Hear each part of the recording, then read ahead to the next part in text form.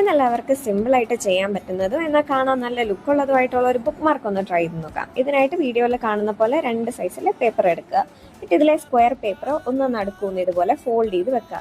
എന്നിട്ട് അതിൻ്റെ പുറത്ത് നമുക്ക് ഇഷ്ടമുള്ള ഒരു ബട്ടർഫ്ലൈനെ ഒന്ന് വരച്ചു കൊടുക്കുക. സിമ്പിളായിട്ടുള്ള ഡിസൈൻ ആണെങ്കിലും നമ്മുടെ ഇഷ്ടത്തിനനുസരിച്ച് നമ്മൾ വരച്ചു കൊടുക്കുക. എന്നിട്ട് ഇതുപോലെ ഒന്ന് കട്ട് ചെയ്തെടുക്കണം. കട്ട് ചെയ്യുമ്പോൾ ശ്രദ്ധിച്ച് കട്ട് ചെയ്യണമെന്നേ ഉള്ളൂ, വേറെ അതിൻ്റെ പാർട്സ് ഒന്നും കട്ടായി പോകാണ്ട് എടുക്കണം.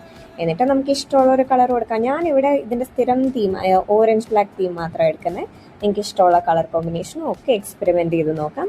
അതിനെ ഫുൾ ബ്ലാക്ക് കളറൊക്കെ അടിച്ച് ഒന്ന് അടിപൊളിയാക്കി കൊടുക്കുന്നുണ്ട്. ഇതിൽ വാട്ടർ കളറോ സ്കെച്ച് പെന്നോ ബ്രഷ് പെന്നോ എന്ത് യൂസ് ചെയ്ത് വേണമെങ്കിലും നമുക്ക് കളർ ചെയ്യാം. നമ്മുടെ കയ്യിലുള്ള മെറ്റീരിയൽ എന്താണെന്ന് വെച്ചാൽ അതിനനുസരിച്ച്. എന്നിട്ട് ഇതുപോലെ ഒന്ന് നടുക്കുമെന്ന് വെട്ടി കൊടുക്കുന്നുണ്ട്.